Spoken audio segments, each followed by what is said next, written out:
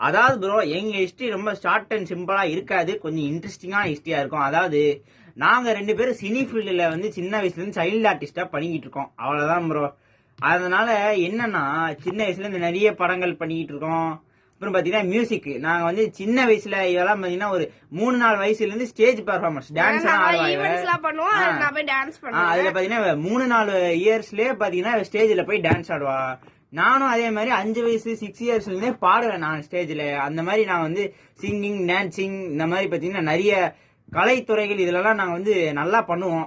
அதனால அப்படிதான் இது முதல்ல ஸ்டார்ட் ஆச்சு. அதுக்கப்புறம் என்னோட சேனல்ல டான்ஸ் இதெல்லாம் போட்டு நிறைய கமெண்ட்ஸ் வந்தது. அந்த மாதிரி பாத்தீங்கன்னா நாங்க வந்து ஆக்டிங் நிறைய பண்ணனால ரீல் ஸ்டார்ட் பண்ணோம், அதாவது டப் மேஷ் அந்த மாதிரி ஸ்டார்ட் பண்ணி எப்படியோ போய் இன்ஸ்டாகிராம்ல வந்தாச்சு. அப்ப இவங்க என்ன பண்றாங்க, நம்ம நல்லா பண்ணிட்டு இருந்தா நிறைய பேருக்கு கடுப்பாவது என்னமோ தெரியல, இந்த மாதிரி பேட் கமெண்ட்ஸா போட ஆரம்பிச்சிட்டாங்க ஃப்ரெண்ட்ஸ். இவ்வளவுதான்.